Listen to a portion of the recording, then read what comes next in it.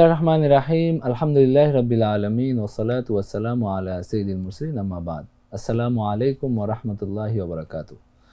জাগো নিউজের বিশেষ আয়োজন জাগো ইসলামের আজকের পর্বে আপনাদেরকে স্বাগত জানাচ্ছি। আমি ওমর ফারুক ফেরদৌস। আজকে আমাদের অনুষ্ঠানের বিষয় হলো খারিজিদের ভ্রান্তি এবং সাহাবায়ে কেরামের পথ।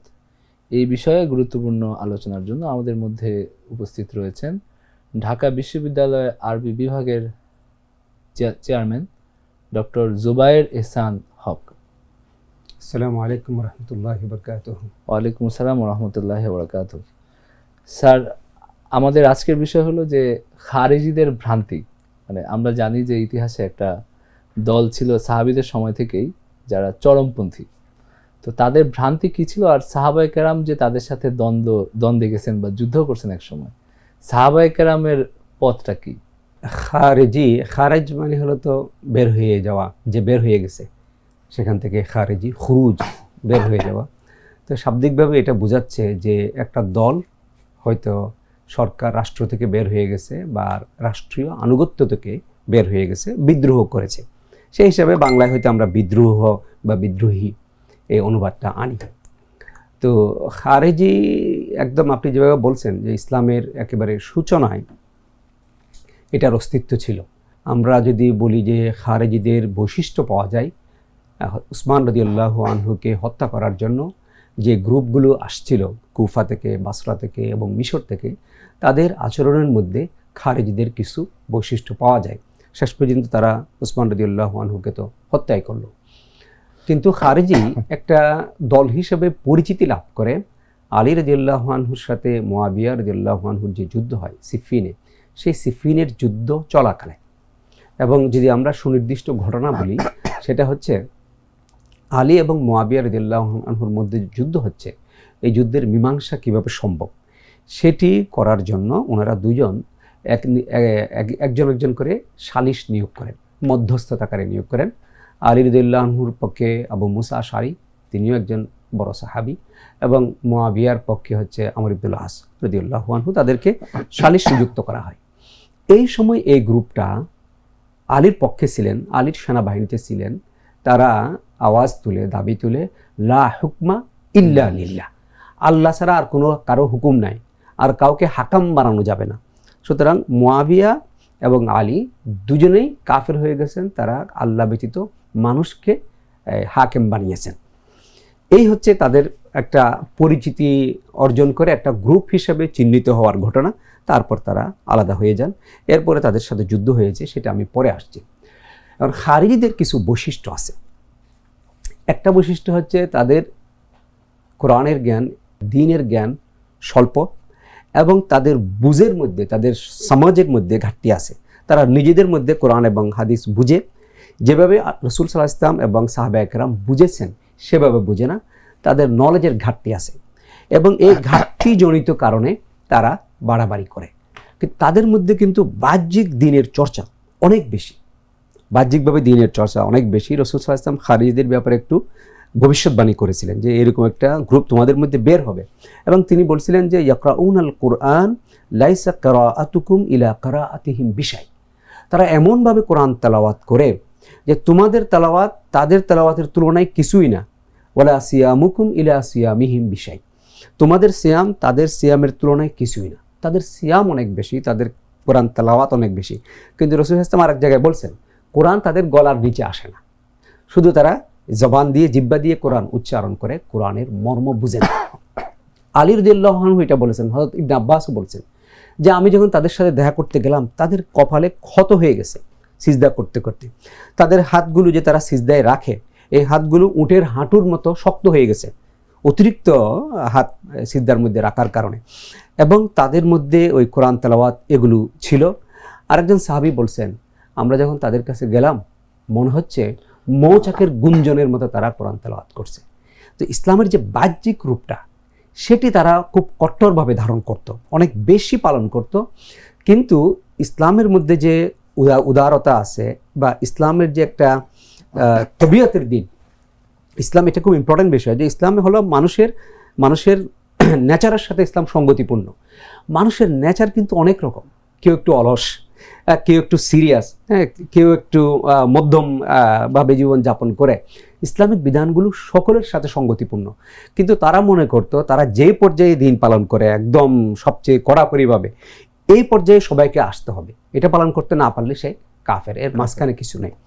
এভাবে একটা ইসলাম যেটা প্রকৃতির ধর্ম, প্রাক মানুষের স্বভাবের সাথে সঙ্গতিপূর্ণ, সেটাকে তারা একটা কট্টর পর্যায়ে নিয়ে যায় তাদের চিন্তা চেতনার মাধ্যমে। হযরত আলীর সময়ে তারা যখন আলাদা হয়ে গেল, তখন হযরত আলীর সাথে তো তাদের একটা হয়েছে, যুদ্ধ হয়েছে। জি, সেই যুদ্ধের ব্যাপারে যদি কিছু বলতেন আমাদের। আলী রাদিয়াল্লাহু আনহুর সাথে তারা পৃথক হয়ে যায় হচ্ছে সিফিনে। সিফিনে পৃথক হয়ে যায়, পৃথক হয়ে তারা আলাদা হয়ে গেল। আলাদা হয়ে কুফার কাছে একটি জায়গা, এটার নাম হচ্ছে হারুরা। তো সেই হারুরাতে তারা চলে যায়। রাওয়ায়াতের মধ্যে ভিন্নতা আছে, কেউ বলে ওখানে তাদের 12,000 ছিল, কেউ বলে যে তাদের মধ্যে 8,000 ছিল। যাই হোক, একটা উল্লেখযোগ্য সংখ্যক হয়তো আলীর বাহিনীর, তারা আলাদা হয়ে পৃথক একটা জায়গায় অবস্থান নেয়, সেটা হলো হারুরা, যেন তাদেরকে হারুরিয়াও বলে। প্রাচীন কিতাবগুলোতে খারিজিদের শুরুর দিকের নামটা হারুরিয়া পাওয়া যায়, কারণ তারা ওই জায়গাটিতে একত্রিত হয় এবং নিজেদের কাজকর্ম তারা চালাইতে থাকে। এখানে আলী রাদিয়াল্লাহু আনহু তাদের ব্যাপারে সচেতন ছিলেন যে তাদের মধ্যে বাহ্যিক ইসলাম আছে, এবং তারা হয়তো আন্তরিকভাবেও কপট নয়, কিন্তু তাদের মধ্যে সেটা হলো অজ্ঞতাজনিত উগ্রতা আছে, যে কারণে তারা মনে করে আমাদের মতো যারা না সবাই কাফের। খারিজিদের কিছু বৈশিষ্ট্য আছে, তারা কাফেরদের তুলনায় মুসলমানদের উপর বেশি কট্টর ছিল। কাফেরদেরকে তারা দয়া করত, মুসলমানদেরকে হত্যা করত। আর পবিত্র কোরআনে আল্লাহ বলছে উল্টা, রুহামাউ বাইনাহুম আশিদ্দাউ আলাল কুফার, তাদের বিষয়টা ছিল উল্টা। তো এই জায়গায় একটা বিষয়, ঐতিহাসিক একটা বিষয় আলোচনা করা দরকার, সেটা হচ্ছে আলী রাদিয়াল্লাহু আনহু তাদেরকে উপদেশ দেওয়ার চেষ্টা করেছেন, তাদেরকে বোঝানোর চেষ্টা করেছেন, তাদেরকে দ্বীনে ফেরত আনার চেষ্টা করেছেন। তারা তো মুসলিমদেরই একটা গ্রুপ। খারিজদেরকে কিন্তু ইসলামের ইতিহাসের কোনো ইমাম, কোনো কাফের বলেন না, তারা একটা গ্রুপ, কিন্তু তারা হলো বিভ্রান্ত ফিরকা দল, বিভ্রান্ত ফিরকা, কিন্তু তারা কাফের এটা বলেন না, বিভ্রান্ত ফিরকা। তো তাদেরকে সঠিক দ্বীনে ফিরিয়ে আনার জন্য আলী রাদিয়াল্লাহু আনহু উদ্যোগ গ্রহণ করেন। তার পক্ষ থেকে ইবনে আব্বাস রাদিয়াল্লাহু আনহু সেখানে যান। ইবনে আব্বাস একজন অসাধারণ বাগ্মী এবং অসাধারণ একজন বিতার্কিক ছিলেন। ইবনে আব্বাস তাদের কাছে যান সুন্দর জামা কাপড় পরে, এবং জিজ্ঞেস করেন তোমাদের আপত্তির জায়গাগুলো কি। তখন তারা বলল যে কেন আলী রাদিয়াল্লাহু আনহু মানুষকে হাকাম বানাইলেন, মানুষকে কেন বিচারক বানাইলেন? বিচারক তো হচ্ছে আল্লাহ, ইনিল হুকমু ইল্লা লিল্লাহ। এরপর দ্বিতীয় বিষয় ইবনে আব্বাস বলেন, দ্বিতীয় বিষয় কি? বলছে তারা যুদ্ধ করলেন আলী, তাহলে তিনি মুয়াবিয়ার কাউকে বন্দি করলেন না, কোনো গনিমত নিলেন না, কোনো দাসী গ্রহণ করলেন না, কেন? তাহলে ওই মুয়াবিয়ারা তাহলে মুসলমান, তাহলে মুসলমানদের বিরুদ্ধে যুদ্ধ করলেন কেন? এই একটা আপত্তি। 3 নম্বরে তাদের আপত্তি ছিল চুক্তির সময় আলী রাদিয়াল্লাহু আনহুর সাথে যখন চুক্তি হয় মুয়াবিয়ার, তখন আমিরুল মুমিনিন আলী লেখা ছিল। তখন আমর ইবনে আস আপত্তি করেন যে না, আলীর পাশে আমিরুল মুমিনিন লেখা যাবে না। তখন হয়তো আলী বলেন ঠিক আছে, এটা মুছে দাও। তো বললো যে আলী যেহেতু আমিরুল মুমিনিন মুছে দিয়েছেন, আলী হচ্ছেন এখন আমিরুল কাফেরিন। তো ইবনে আব্বাস এই 3টার এত চমৎকার জবাব দেন। তো ইবনে আব্বাস পবিত্র কোরআনের 2টা আয়াত আনলেন, বললে আল্লাহ তাআলা মানুষকে বিচারক বানাইতে বলছে যে ওয়াইন খিফতুম শিকাকান, তোমরা যদি স্বামী স্ত্রীর মধ্যে ঝগড়া বিবাদের ভয় করো, তাহলে স্ত্রীর পক্ষ থেকে একজনকে পাঠাও, স্বামীর পক্ষ থেকে একজনকে পাঠাও, তারা মধ্যস্থতা করুক। যদি তোমরা হজের সময় পশু শিকার করো, তাহলে তো তোমাকে এখন দম দিতে হবে, তাহলে যেই পশুটা শিকার হয়েছে তার অনুরূপ আরেকটি পশু দিতে হবে। এখন পশু তো ওই ধান ছালের মতো না যে ওজন করলে আপনি সমান পাবেন, একটা হরিণের সমান তো আরেকটা হরিণ নাও হতে পারে। তাহলে এটা বিচার করবে কে? বলছে 2 জন ন্যায়পরায়ণ ব্যক্তি বিচার করবে। ইবনে আব্বাস পবিত্র কোরআনের এই 2টা নিদর্শন দিয়ে, আয়াত দিয়ে বললেন যে মানুষকে বিচারক নিয়োগ করার কথা আল্লাহ নিজেই বলেছেন। তারা তখন চুপ হয়ে গেল। তারপর দ্বিতীয় প্রশ্নের তিনি জবাব দিলেন যে আমরা তাদের মাল লুণ্ঠন করি নাই কেন যুদ্ধের সময়? বলছে আলীর সাথে যুদ্ধ হয়েছে উম্মুল মুমিনিন আয়েশা রাদিয়াল্লাহু আনহা। নাউযুবিল্লাহ, তোমরা কি চাও আয়েশা রাদিয়াল্লাহু আনহুকে দাসী বানানো হবে? এটা বলার পরে তারা এই আপত্তিও সরিয়ে নিয়েছে, এই আপত্তিও নেই। 3 নম্বরে তিনি বললেন যে তোমরা আলীকে বলো উনি আমিরুল মুমিনিন মুছে দিয়েছেন। আমি এর চেয়ে বড় উদাহরণ তোমাদেরকে দেই। হুদায়বিয়ার সন্ধির সময় রাসূল সাল্লাল্লাহু আলাইহি ওয়াসাল্লাম কুরাইশদের আপত্তির কারণে রাসূলুল্লাহ শব্দটি মুছে দিতে বলছিলেন, তাই বলে কি তিনি রাসূলুল্লাহ নন? তা আলী চুক্তির সময় আমিরুল মুমিনিন মুছে দিয়েছে, তাই বলে কি তিনি আমিরুল মুমিনিন নন? তিনি অবশ্যই আমিরুল মুমিনিন। একটা উল্লেখযোগ্য সংখ্যক ইবনে আব্বাসের এই কথায় কনভিন্স হয় এবং ইতিহাসে বিভিন্ন বর্ণনা পাওয়া যায়। যারা বলেন যে 12,000 খারেজি ছিল, তারা বলেন যে 8,000 তাদের মধ্যে ফিরে আসে, আলীর দলে তারা ফিরে আসে, তারা তওবা করে, তারা সংশোধন হয়। তারপরে 4,000 রয়ে যায়। তাদের সাথে হয়তো আলীর যুদ্ধ হয় নাহরওয়ানে, সেটিও পার্শ্ববর্তী একটি জায়গা। তো সেই যুদ্ধটা দীর্ঘস্থায়ী ছিল না, কিন্তু ভয়ঙ্কর যুদ্ধ ছিল। উল্লেখযোগ্য সংখ্যক খারেজি মারা যায়, বাকিরা ছিন্ন বিচ্ছিন্ন হয়ে বিভিন্ন জায়গায় চলে যায়, ইয়েমেনে চলে যায়, নাজরানে চলে যায়, নানা জায়গায় চলে যায়। তো তাদের থেকেও খারেজি চিন্তাটা আসলে ছিল, এটা একেবারে মিটে গেছে এমন না, কিন্তু একটা শক্তিশালী গ্রুপ হিসেবে তাদের অস্তিত্ব বিলীন হয়ে গিয়েছিল, কিন্তু বিচ্ছিন্ন চিন্তা হিসেবে ছিল। আবার তাদের কিছু ভক্ত তৈরি হয়েছে, সময়ে সময়ে চিন্তাটা একটু বড় হয়েছে, আবার সময়ে সময়ে এটা মিটে গেছে। এভাবে ইতিহাসে খারেজিদের হযরত আলীকে হত্যা তো করছিলেন একজন খারেজি, একজন খারেজি হত্যা করেছিলেন। তাদের তো ওই প্রাথমিক যেই খারেজিদেরকে কনভিন্স করা সম্ভব হয় নাই, তাদের তো ওই সিদ্ধান্ত বহাল ছিল যে মুআবিয়া এবং আলী রাদিয়াল্লাহু আনহুমা দুজনেই কাফের হয়ে গেছে, কারণ তারা মানুষকে, আল্লাহকে বাদ দিয়ে মানুষকে বিচারক বানাইছে। ফলে তাদের দুজনকে হত্যা করার জন্য দায়িত্ব নিয়েছিল খারেজি। এর মধ্যে একজন সফল হয়েছে, আরেকজন সফল হয়নি। হযরত আলী রাদিয়াল্লাহু আনহুর পরেও তো খারেজিরা ছিল এবং উমাইয়াদের আমলেও তো তাদের অনেক বিদ্রোহ বিক্ষিপ্তভাবে নানা জায়গায় তারা ছিল। এইরকম হযরত আলীর সময় যেরকম তারা একটা সংঘবদ্ধ গ্রুপ হিসেবে এক জায়গায় ছিল, সেরকম নয়। তাদের যারা লিডার, তারা বিভিন্ন জায়গায় চলে গেছিল এবং সেখানেই তাদের কিছু অনুসারী হয়েছিল। আর যেহেতু তারা এরপরে মানে গোপনীয়তার একটা পদ্ধতি অবলম্বন করেছিল, ফলে তারা গোপনভাবে কার্যক্রম চালাইতো। হঠাৎ হঠাৎ হয়ে যে তারা বিদ্রোহ করত, আক্রমণ করত। তাদের কিছু বৈশিষ্ট্য ছিল, যেগুলি নেগেটিভ বৈশিষ্ট্য আমরা বললাম, যে সর্বোচ্চ মানদণ্ডের যে মুসলিমের বিষয়টা আছে, সেখানে যে থাকতে পারবে না সে কাফের। এই কারণে যে কবিরা গুনাহ করবে সে কাফের। এমনকি কোনো কোনো খারেজি বলতো সগীরা গুনাহ করলেও কাফের, আর যে কাফের মুসলমান ছিল কাফের হয়ে গেছে, হত্যা করা। ইস্তাহাল্লু দিমা আল মুসলিমিন, মুসলমানদের রক্তকে তারা হালাল মনে করতো। একটা সাহাবীকে তারা হত্যা করছিল এবং তার গর্ভবতী স্ত্রীর পেট কেটে ফেলছিল ছুরি দিয়ে। এটা একটা খারেজিদের কাজ ছিল, মুসলিম গর্ভবতী নারীদেরকে হত্যা করা, যেন আরেকটা মুসলিম জন্ম না হয়। কিন্তু পাশাপাশি একটা মুশরিকের, একটা অমুসলিমের তারা শুকরকে মেরে ফেলছিল, পরে ওই অমুসলিমকে ওই শুকরের তারা ক্ষতিপূরণ দিয়েছিল। এই হচ্ছে খারেজিদের চরিত্র। তো তার মানে আমরা বলতে পারি যে ইসলামের কট্টর ব্যাখ্যা, উগ্রবাদ, কট্টর ব্যাখ্যা, এর মূল কারণ হচ্ছে বুঝের ঘাটতি এবং উপলব্ধির ঘাটতি। অক্ষরবাদ, এই শব্দটা আমি প্রচলন করছিলাম, অক্ষরবাদ, যে আক্ষরিকভাবে কোরআন হাদিস বোঝা, এটার যে মর্ম এবং ভাব রাসূল সাল্লাল্লাহু আলাইহি ওয়াসাল্লাম এবং সাহাবায়ে কেরাম বুঝেছেন এবং বুঝিয়েছেন, সেদিকে না যাওয়া। এবং তাদের এই চিন্তাটাকে চূড়ান্ত, একটা চিন্তা মতামত থাকতে পারে, কিন্তু তাদের ত্রুটিতে হলো তাদের চিন্তাটাকে চূড়ান্ত মনে করা, এবং এইটার আওতায় যারা না আসবে, যারা এটা গ্রহণ না করবে, তাদের সবাই কাফের এবং তাদেরকে হত্যা করা যাবে, এই মানসিকতা পোষণ করা। আকায়েদের দিক থেকে তাদের সাথে আমাদের পার্থক্যটা কি? মানে সাহাবায়ে কেরামের যে অনেকগুলো পার্থক্য। যেমন একটা হচ্ছে, তারা তো সাহাবায়ে কেরামদেরকে, অনেক সাহাবীকে কাফের বলে, আলী, মুআবিয়া এবং তাদের অনুসারীরা। এই দুইটা হলো বড় জিনিস, আলী এবং মুআবিয়া রাদিয়াল্লাহু আনহুমা এবং তাদের যারা সমর্থক, তারা কাফের। এদের মধ্যে সাহাবী আছে, তাবী আছে, অন্যান্য অনেকে আছে। এরপরে আরেকটা তাদের বড় আকীদার মূলনীতি আছে, সেটা হলো মুরতাকিবুল কবিরা, কবিরা গুনাহকারী কাফের, এবং মুখাল্লাদ ফিন্নার, কবিরা গুনাহকারী কাফের এবং চিরস্থায়ী জাহান্নামী। এই ধরনের কিছু তাদের কট্টর মূলনীতি রয়েছে। আমাদের সময়ে বা এর পরবর্তীতে আপনি বললেন যে কিছু কিছু খারেজিয়ত ছিল, তো সেই খারেজি চিন্তাধারা বলতে এখন আমরা কিভাবে দেখবো আর কি?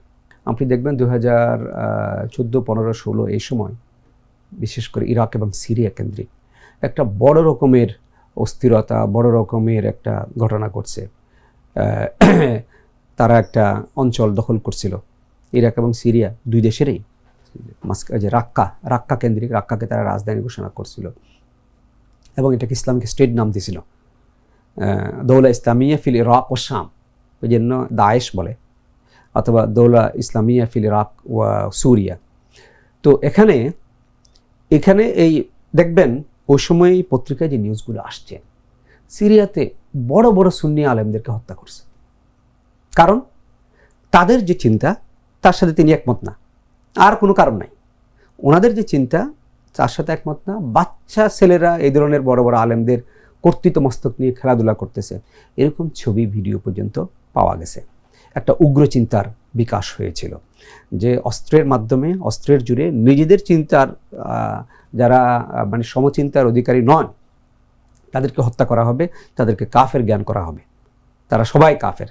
এবং দেখবেন এই গোষ্ঠীর হাতে অমুসলিম নিহত হওয়ার রেকর্ড কম পাবেন। কারণ মধ্যপ্রাচ্যের জন্য তো আমরা মনে করি যে সবচেয়ে বড় মধ্যপ্রাচ্যের জন্য অভিশাপ বলেন, মধ্যপ্রাচ্যের জন্য বিস্ফোরা বলেন, সেটা হলো ইসরায়েল। কিন্তু ইসরায়েল কেন্দ্রিক তাদের কোনো কর্মকাণ্ড পাবেন না, তাদের সকল কর্মকাণ্ড মুসলিম কেন্দ্রিক, যেটা ইরাক এবং সিরিয়া এবং অন্যান্য দেশেও তারা করেছে, বিশেষ করে ইরাক এবং সিরিয়াতে। এটা হচ্ছে ওই চিন্তা যে বীজটা ছিল এবং যেটা বিক্ষিপ্তভাবে হয়তো নানা জায়গায় ছিল, সেটার একটি প্রকাশ ঘটেছিল এখানে। এখনো এই চিন্তার অধিকারী মানুষ নেই এটা বলা যাবে না, হয়তো দুর্বল হয়ে গেছে বা বিচ্ছিন্নভাবে আছে, এবং এই চিন্তা তারা লালন করে, তাদের অনুসারীরা লালন করে। হয়তো কখনো যদি তারা সুযোগ পায় আবার হয়তো তারা তাদের অস্তিত্বের জানান দিবে। বর্তমানে যে মুসলিম রাষ্ট্রগুলো আছে, সেই মুসলিম রাষ্ট্রের শাসকদেরকে যারা কাফের মনে করে, যে অনেক একটা দল আছে, তো তাদের সাথে কিন্তু খারেজিদের একটা মিল আছে, খারেজিদের চিন্তাধারাগত মিল আছে, চিন্তাধারাগত মিল আছে। মুসলিম শাসকগুলোর ব্যাপারে আমাদের সঠিক চিন্তাধারা আসলে আহলে সুন্নাহর মানে মূলনীতি হচ্ছে শাসককে কাফের বলা যাবে না, বা শাসকের বিরুদ্ধে বিদ্রোহ করা যাবে না, বিদ্রোহ করা যাবে না। খারেজিরা যেটা করেছে, মানে মুসলমানদের মধ্যে রক্তারক্তি করা যাবে না, যদি না তিনি সুস্পষ্ট কোনো কুফরি করেন। শাসক যদি কোনো কুফরি কাজ করেন, এমন কোনো কাজ করেন যেটা কুফরি, মানে সুস্পষ্ট জন্য বলছে যেটাকে অকাট্যভাবে কুফরি বলা যায়, তাহলে তার বিরুদ্ধে বিদ্রোহ করা যাবে। এটা কিন্তু আহলে সুন্নাহ ওয়াল জামাতের অভিমত। এর বাইরে শাসকের দোষ ত্রুটি থাকতে পারে, শাসকের গুনাহ থাকতে পারে, পাপ থাকতে পারে, সেগুলোকে সমালোচনা করা যাবে, ইসলাহ করা যাবে, সংশোধন করা যাবে। সেটা সেটা সেটা বৈধ, অবশ্যই বৈধ, অথবা কর্তব্য আমি বলতে পারি মুসলিমদের। আর বর্তমান যেখানে গণতান্ত্রিক ব্যবস্থা আছে, এই সমস্ত গণতান্ত্রিক ব্যবস্থায় শাসকদের যদি কোনো অপরাধ হয়, দোষ ত্রুটি হয়, তাদের যদি দুর্নীতি হয়, তাহলে এটার জন্য নিয়মতান্ত্রিক সকল পন্থায়, আপনি সেটা মিছিল বলতে পারেন, শোভাযাত্রা করে বলতে পারেন, বিবৃতি দেওয়ার মাধ্যমে বলতে পারেন, নিয়মতান্ত্রিক সকল ব্যবস্থায় প্রতিবাদ করা যাবে। কারণ গণতান্ত্রিক রাষ্ট্রে এটা জনগণকে অধিকার দেওয়া আছে এবং এটা ইসলামের দৃষ্টিতেও বৈধ। আল মুজাহারা আস-সিলমিয়া, শান্তিপূর্ণ আপনি মিছিল করেন, শান্তিপূর্ণ প্রতিবাদ করেন, শান্তিপূর্ণ মানববন্ধন করেন, যেখানে কোনো বিশৃঙ্খলা হবে না, কোনো ভাঙচুর হবে না, মানুষের জানমালের ক্ষতি, কিন্তু এটা অনেক বড় অপরাধ, সেটি হবে না। এই ধরনের সকল শান্তিপূর্ণ প্রতিবাদ, বিবৃতি দেওয়া, এগুলো বৈধ, ইসলামের দৃষ্টিতেও বৈধ আর রাষ্ট্রীয় দৃষ্টিতেও বৈধ। আর গণতান্ত্রিক দেশগুলিতে তো একটা সুযোগ আছে, আপনি 5 বছর পরে তো যদি শাসককে মনে করেন যে সে বাড়াবাড়ি করছে, সে জনগণের সাথে জুলুম করছে, ইনসাফ করছে না, 5 বছর পরে আপনি জনগণকে আহ্বান জানান, মানুষ শাসক পরিবর্তন করবে, এই সুযোগটা আছে। কিন্তু আহলে সুন্নাহ ওয়াল জামাতের ওই বক্তব্যটাই চূড়ান্ত, যে শাসক যদি সুস্পষ্টরূপে কুফরি না করে, তাহলে তার বিরুদ্ধে অস্ত্র ধারণ করার মতো, মানে অস্ত্র ধারণ মানে বিদ্রোহ করা, অস্ত্র ধারণ করার মতো কাজ করা যাবে না। এটা আহলে সুন্নাহ ওয়াল জামাত অনুমোদন করেন না। কিন্তু খারেজিরা এটাকে জায়েজ মনে করে, শিয়াদেরও কোনো দল এটাকে জায়েজ মনে করে, অনেক শিয়া গোষ্ঠী এটাকে ওয়াজিবও মনে করে। তো তার মানে মুসলমান রাষ্ট্রগুলোতে রক্তারক্তি করা বা অস্ত্র ধারণ করার যে একটা মতবাদ আছে, এটার মধ্যে আমরা খারেজিদের একটা ছাপ পাই। এটা প্রভাব তাদের ওই চিন্তারই একটা আমরা বলতে পারি যে প্রকাশ। তো আইএস ছাড়া অন্য কোনো সংগঠন কি আছে যেগুলো আমরা দেখি যে এর মধ্যে খারেজিয়াতের একটা ছাপ আছে? বর্তমানে এটা থাকতে পারে, কিন্তু এটা ওইভাবে হয়তো আলোচিত না, বা ওই মাত্রায় তাদের কর্মকাণ্ড নেই, যে কারণে যাদেরকে আপনি আলাদাভাবে চিহ্নিত করতে পারবেন। কিন্তু এই চিন্তা আছে বিভিন্ন জায়গায়, এই চিন্তা আছে, তারা হয়তো এখন একটু অবদমিত অবস্থায় আছে, নানা জায়গায় এই চিন্তার লালন আছে, এই চিন্তাধারী লোকজন আছে, তাদের অনুসারীরা আছে, হয়তো সাধারণভাবেই আছে, সবার মাঝে মিশে আছে, কিন্তু আলাদা একটা গ্রুপ হয়ে বা ওই ধরনের অস্ত্রবাজি করা, রাষ্ট্রের অস্থিতিশীলতা তৈরি করা, সেটা হয়তো এই মুহূর্তে দৃশ্যমান নেই। আফ্রিকায় কিছুটা আছে, আপনি দেখবেন, যেমন নাইজেরিয়া আছে বোকো হারাম, কিছু কিছু এখনো আছে, যদিও পূর্বের তুলনায় অনেক বেশি দুর্বল হয়ে গেছে, কিন্তু এই চিন্তার কিছু প্রকাশ এখনো আছে। এবং আমাদের ওলামায়ে কেরাম তো এই চিন্তার বিরুদ্ধে সবসময় একটা সোচ্চার ভূমিকা রাখছেন। এই কারণেই তারা বোধহয় আলেমদেরকেও হত্যা করছে বিভিন্ন দেশে। অনেক দেশে তারা আলেমদেরকে হত্যা করেছে, বিশেষ করে সিরিয়ায়। আমি আপনাকে একটা বিষয় ওই সময় আমি ফেসবুকেও লিখেছি, যখন আইএসের উদ্ভব হয়েছে, এই যে এই গ্রুপটা যারা আবু বকর বাগদাদি কেন্দ্রিক যে গ্রুপটা তৈরি হয় 2014, 15, 16 এই সময়, বা আরও কয়েক বছর পর্যন্ত ছিল, তারা কিন্তু একটা সুন্নি গোষ্ঠী ছিল। তারা সুন্নি গোষ্ঠী থেকে বের হওয়া, কারণ খারেজি চিন্তাধারা, আমি বলছি আমরা এদেরকে খারেজি গোষ্ঠী বলছি না, খারেজি চিন্তাধারা এদের মধ্যে ছিল। হয়তো লিডারের মধ্যে এক ধরনের চিন্তা ছিল, তার অনুসারীরা কিন্তু আবেগে আসছে এবং প্রতারিত, তার অনুসারীরা কিন্তু সুন্নি গোষ্ঠী থেকে আসছে। ফলে তারা দেখবেন তাদের কোনো অ্যাক্টিভিটি ইরানে ছিল না, তাদের অ্যাক্টিভিটি ছিল ইরাকে, এবং তাদের অ্যাক্টিভিটি ছিল সিরিয়ায়, এবং সিরিয়া এবং ইরাকের ওই এলাকায়, যে এলাকাটি সুন্নি প্রভাবিত। ফলে তারা যাদেরকে হত্যা করেছে তাদের অধিকাংশ সুন্নি, তো সুন্নিদেরই একটা গোষ্ঠী যারা উগ্রপন্থা গ্রহণ করেছে, খারেজি মতাদর্শে প্রভাবিত হয়ে তারা বিপুলভাবে ক্ষতিগ্রস্ত করেছে সুন্নিদেরকে। এবং শিয়ারা তো বোধহয় মোটামুটি তাদের সাথেও তো একটা রক্তারক্তি হয়েছে। শিয়াদের সাথে রক্তারক্তির হিস্ট্রি কম, কারণ আপনি দেখবেন এরা ইয়েতে ঢুকে নাই, এরা ইরানে যায়নি, এবং মুসেল তাদের কেন্দ্র ছিল। ইরাকের মুসেল হচ্ছে সুন্নি প্রধান শহর, বাগদাদ কিন্তু সুন্নি প্রধান না, মুসেল সুন্নি প্রধান শহর, এবং মুসেলে ছিল তাদের কেন্দ্র। এবং তাদেরকে দমন করার জন্য যখন আমেরিকানরা মুসেলে ঢুকলো, যে মানুষগুলো মারা গেল সুন্নি, ফাল্লুজা কেন্দ্রিক ছিল এরা, ফাল্লুজার মানুষগুলি সুন্নি। আমেরিকান বাহিনী যখন ওখানে দমন করতে গেল, যে মানুষগুলি মারা গেল এরা সুন্নি। আইএস যখন এটা দখল করতে গেল, যে মানুষগুলি মারা গেল এরা সুন্নি। তেমনিভাবে সিরিয়ার রাক্কাটা সুন্নি এরিয়া, এবং সিরিয়াতে এমনিতে শিয়া কম। ফলে শিয়াদের সাথে তাদের আমি উল্লেখযোগ্য, যেমন শিয়া আছে লেবাননে কিন্তু আইএসের অ্যাক্টিভিটি ছিল না, মূলত সুন্নিদেরকে নিয়েই তাদের অ্যাক্টিভিটি হয়েছে।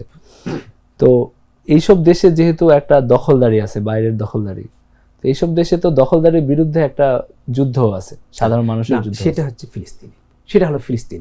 ইরাক সিরিয়া তো বাইরের দখলদারি আছে। না, ইরাকে ছিল আমেরিকানরা তো ইরাকে গুটিয়ে গেছে, আমেরিকানরা ইরাকে খুব বেশি নাই। আমেরিকান বেজ আছে, কিন্তু যে পরিমাণ আমেরিকান সৈনিক ছিল সে সৈনিকরা নাই, সেটা বারাক ওবামা এটা উইথড্র করছে। ওবামার সময় আমেরিকা থেকে উইথড্র করছে, পরে আবার হয়তো কিছু আসছে, কিন্তু ওই মাত্রায় আমেরিকান প্রেজেন্স ইরাকে। তো আমরা সাধারণ প্রতিরোধ যুদ্ধ, যে কারণে আমরা ফিলিস্তিনের বিষয়টাকে আলাদা করি। ফিলিস্তিন এবং পশ্চিম তীর এবং গাজা, এখানে হলো ইসরায়েল হচ্ছে দখলদার।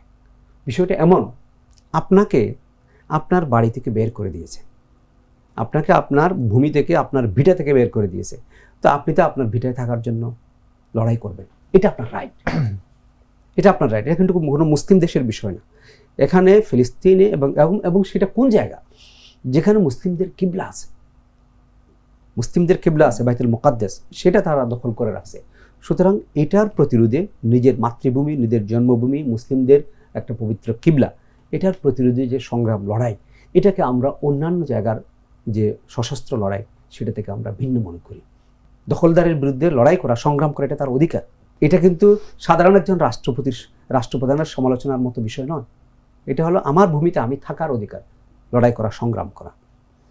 হ্যাঁ, সেটা নিয়েও প্রশ্ন আছে যে সেটা আমি কোন সময় অস্ত্র ধারণের পর্যায়ে যাব, কোন সময় আমি প্রতিবাদে যাব। কারণ এখানে তো আমার অস্তিত্বকে বাঁচিয়ে রাখো একটা ব্যাপার আছে। আমি এমনভাবে প্রতিবাদ করলাম যে যদি আমি বিলীন হয়ে যাই, তাহলে আমার ভূমির মালিকানার দাবি করব কিভাবে। কিন্তু তারপরেও আমরা মনে করি ইসরায়েলের বিরুদ্ধে ফিলিস্তিনি গ্রুপগুলোর যে লড়াই, সেটা লেজিটিমেট। সেটা ইসলামের দৃষ্টিকোণে বলেন বা আপনি আন্তর্জাতিক আইনেও বলেন, যে আমার দেশকে রক্ষার জন্য, আমাকে আমার ভূমি থেকে উৎখাত করতে না দেওয়ার জন্য যে লড়াই, এটা তার লেজিটিমেট রোল, এটা সংগ্রাম। কিন্তু ইরাকে ধরেন যখন বাইরের দেশগুলো যখন হামলা করছে, তো সেইখানেও তো সাধারণ মানুষের একটা প্রতিরোধ করাটা, এটাও তো আমরা বলতে পারি যে এটা তো ন্যায্যতা ছিল, এটা তো হয়নি। আইএস যখন উদ্ভব হয়েছে তখন তো সেখানে বাইরের ইয়েগুলি নেই। আইএস এর উদ্ভব যখন হয় তখন কিন্তু আমেরিকান সেনাবাহিনী উইথড্র হয়ে গেছে, ওবামা তাদেরকে নিয়ে গেছে, এবং আইএস সেখানে জায়গা করতে পারছে ওবামার উইথড্রয়ালের কারণে। আমেরিকান সেনাবাহিনী থাকলে তারা এত শক্তিশালী হতো না। আমেরিকান সেনাবাহিনী ইরাকের, এটা তো লম্বা হিস্ট্রি, এটা খুব সহজে বলা যাবে না, কারণ ইরাকের মূল জনগণ হচ্ছে শিয়া, কিন্তু ইরাকে ক্ষমতায় ছিল সুন্নি সাদ্দাম, ফলে সাদ্দামের বাহিনীর লোকেরা ছিল সুন্নি, সাদ্দামের বাহিনীর সৈনিকরা ছিল বেশিরভাগ সুন্নি। আমেরিকানরা এসে যখন ইরাকের সেনাবাহিনীকে ধ্বংস করে দিল এবং ভেঙে দিল, তারা নতুন বাহিনী গড়ল, এবং সেই নতুন বাহিনী হয়েছে ইরাকি শিয়াদেরকে নিয়ে, এবং এরা তুলনামূলকভাবে নতুন এবং অনভিজ্ঞ। আর সাদ্দামের বাহিনীর যে সাবেক সৈনিকগুলো, তারা যোগ দিল আইএসে। তার মানে হচ্ছে আইএস যাদেরকে পেল তারা হচ্ছে ট্রেনিং প্রাপ্ত পুরনো সৈনিক, আর নতুন সেনাবাহিনী বা নতুন পুলিশ বাহিনীর সদস্যরা তুলনামূলকভাবে কম প্রশিক্ষিত, তাদের সামরিক অভিজ্ঞতা কম। এমন একটা সময় যখন আমেরিকানরা চলে গেল, ফলে ইরাকের এই নতুন পুলিশ বাহিনী, নতুন সেনাবাহিনী, তাদের ওই প্রশিক্ষিত সাবেক যে সৈনিকরা, তাদের বিরুদ্ধে লড়াই করার মতো অভিজ্ঞতা অর্জিত হয়নি। তো আমরা তাদেরকে খারেজি বলতেছি কি হিসাবে?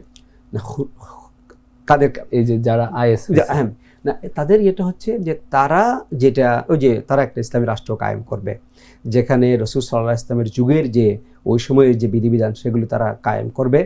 বর্তমান সময়ে যে ধরনের পরিবর্তনগুলো আসছে রাষ্ট্র এবং সরকার ব্যবস্থায়, সেগুলো বিবেচনায় না নিয়ে, যেমন দাসী বানানো, যখন দুনিয়ায় দাসপ্রথা নেই, তারা দাসী বানিয়েছে। এবং তাদের ইয়েটা হলো তাদের মতো যারা নয় মুসলিম কিন্তু তাদের মতের অনুসারী নয়, তাদেরকে হত্যা করেছে। যেরকম হত্যা করা হালাল মনে করতো হযরত আলীর যুগের খারেজি। তো তার মানে তাদের উগ্র মতামত। আর হচ্ছে ইসলামের একটা যে অক্ষরবাদ, ইসলামের একটা অক্ষরবাদী ব্যাখ্যা, অক্ষরবাদী বুঝ বা অক্ষরবাদী সমাজ, যেটা তারা মনে করে সেটাকেই তারা চূড়ান্ত মনে করে। এবং আমাদের যে পূর্বপুরুষ আইম্মায়ে কেরাম, সাহাবায়ে কেরাম, তাদের সময় থেকে ঐতিহ্যগতভাবে, ঐতিহাসিকভাবে আমরা যে ইসলামের সমাজ পেয়ে আসছি, সেটাকে তারা অগ্রাহ্য করে, অক্ষরবাদিতার উপর গুরুত্ব দিয়ে তারা নিজেদেরকে চূড়ান্ত মনে করে, এবং যারা এই মতে একমত হয় না তাদেরকে হত্যাযোগ্য মনে করে। তো আমরা তাহলে তাদেরকে খারেজি বলতেছি তাদের চিন্তা ভাবনা, মতামতের কারণে, না শুধু রক্তপাত করার কারণে। আরেকটা বিশেষ ব্যাপার সম্ভবত এটা যে মুসলমানদের মধ্যে একটা রক্তপাতের মতো অবস্থায় নিয়ে আসা। আর আপনি যেটা বলছেন এটা খুব ইম্পর্টেন্ট, যে মুসলিমদের মধ্যে চিন্তার ভিন্নতা, বিভিন্ন রকমের মতামত থাকবে, না হলে তো আমাদের ইমামরা ইখতিলাফ করতেন না। কিন্তু সেই জিনিসটা কোনোভাবেই মুসলিমদের রক্ত মানে হালাল করার মতো জায়গায় নিয়ে যেতে পারবে না। তো মুসলমানদের মধ্যে সংঘাতকে রক্তপাতের পর্যায়ে নিয়ে যাওয়া বোধহয় খারেজিদের একটা প্রধান চিহ্ন। আরেকটা বিষয় হলো যে রাজতান্ত্রিক দেশের ওলামায়ে কেরাম যারা আছেন, তারা আবার একেবারে রাষ্ট্রের যে কোনো বিরোধিতা, গণতান্ত্রিক দেশগুলোর যারা ইসলামী সংগঠন আছে, এদেরকেও তারা খারিজিদের সাথে একটা তুলনা করতে চান। এই ব্যাপারে যদি এটা হচ্ছে আপনার, আমি মনে করি যে এটা একটা পরিবেশগত প্রভাব। আপনি দেখবেন সৌদি আরবে তো কোনো লিখিত সংবিধান নাই, তারা সময়ে সময়ে ফরমান জারি করে, এবং এই ফরমানের মধ্যে কোরআন হাদিসের আয়াত থাকে, যেমন মিছিল করতে পারবে না, শুধু সৌদি লোকেরা না, বাংলাদেশে গত ফেসিবাদী সরকারের পতনের পরে কিছু বাংলাদেশি বা ফেসিবাদের বিরুদ্ধে যখন আন্দোলন হচ্ছে, তখন কিছু বাংলাদেশি দুবাইয়ে হয়তো মিছিল করছে, রাস্তাঘাটে বের হয়েছে, তাদের তো জেল হয়ে গেছিল, এবং পরে এটা গভর্নমেন্ট অনেক দুতিয়ালি করে তাদেরকে মুক্তি করে নিয়ে আসছে প্রফেসর ইউনূস সাহেবের সরকার। তো তারা তাদের দেশে এই জিনিসটা অভ্যস্ত, এবং এটা দেশীয় আইন। যদি একটা দেশীয় আইন হয়, তাহলে সেই দেশীয় আইনটা আপনাকে মানতে হবে, যতক্ষণ না আপনি সেই আইন পরিবর্তন করতে পারছেন। আইন পরিবর্তন করবে পার্লামেন্ট, বা আইন পরিবর্তনের যে একটা রয়েছে, সেটা বৈধ কর্তৃপক্ষ। কিন্তু আপনি সেই আইনে বা সেই মানে মাইন্ডসেট নিয়ে যে সমস্ত দেশে সাংবিধানিকভাবে জনগণকে মিছিল, সমাবেশ, শোভাযাত্রা করা, সরকারের সমালোচনা করা, পত্রিকায় বিবৃতি দেওয়া, এগুলোর অধিকার সাংবিধানিকভাবে যে সমস্ত দেশে দেওয়া হয়েছে, এটা তো ওই দেশের গণতান্ত্রিক মুসলিম দেশের জনগণের সাংবিধানিক অধিকার, এটা তার রাইট। আপনি সেই রাইটটাকে ওই রাজতান্ত্রিক দেশের মাইন্ডসেট নিয়ে যদি ব্যাখ্যা দেন, এটা ভুল হবে। দুটা জিনিসের মধ্যে আমরা মধ্যমপন্থী, দুটা জিনিসের মধ্যে পার্থক্য করতে হবে। একটা হচ্ছে সরকারের বিরুদ্ধে অস্ত্র ধারণ করা, এটা হচ্ছে বিদ্রোহ, যেটা ওই রাষ্ট্রপ্রধান কুফরি করা ছাড়া আহলে সুন্নাহ ওয়াল জামাত পারমিশন দেন না। আর একটা হচ্ছে সরকারকে ইসলাহ করা, সরকারকে সংশোধন করা, সরকারকে সমালোচনা করা। এটা সব কওল ইমাম সবসময় বৈধ বলেছেন, এবং এই ইসলাহ করার নানা উপায় থাকতে পারে। আপনি তার সাথে সাক্ষাৎ করে পরামর্শ দিতে পারেন, সংশোধন করতে পারেন। আপনি যেহেতু এখন মিডিয়ার যুগ, মিডিয়ায় বলে সংশোধন করতে পারেন। আপনি একটা বিক্ষোভ করে সংশোধন করতে পারেন। যে পর্যন্ত না এটা বিদ্রোহের পর্যায়ে যাচ্ছে, সেই পর্যন্ত এটা গণতান্ত্রিক দেশগুলিতে অবশ্যই একটা ধর্মীয়ভাবে, ধর্মীয় দৃষ্টিকোণেও বৈধ, রাষ্ট্রীয় দৃষ্টিকোণেও বৈধ কাজ। এটাকে আপনি কোনোভাবে খুরুজের সাথে মিলাতে পারবেন না। তাহলে আমরা বলতে পারি যে গণতান্ত্রিক দেশগুলোতে যেহেতু বৈধভাবেই আমরা প্রতিবাদ করতে পারি, জি। সেই প্রতিবাদটাকে কোনোভাবে খারেজিয়তের সাথে তুলনা দেওয়াটা ঠিক না, এটার সাথে অ্যালাইন করে বলা, মিলিয়ে ফেলাটা ঠিক না। এটা একেবারে মানে গর্হিত কাজ হবে। আর এটা মানুষ কিন্তু তার প্রতিবেশ থেকে, যে পরিবেশে সে বড় হয়, সেই মাইন্ডসেট থেকে মানুষের বের হওয়া কঠিন। মানে তারা রাজতান্ত্রিক দেশে যে তারা ধরনের অভ্যস্ত, বা তারা মনে করে যে একটু খুব শান্তি, এখানে কোনো প্রতিবাদ নেই, এটাই তো মনে হয় ভালো। তো সেই দৃষ্টিকোণ হইতে তারা বলে থাকতে পারেন কি এটা একটা তাদের উপর প্রভাব ফেলেছে। এটা কিন্তু আমাদের দেশে তাদের অনুসারী কিছু আলেমরা আছেন যারা আবার তাদের হুবহু তাদের মতামতটা কপি করেন মানুষকে শোনান। এটাকে স্থানীয়করণ করেন না।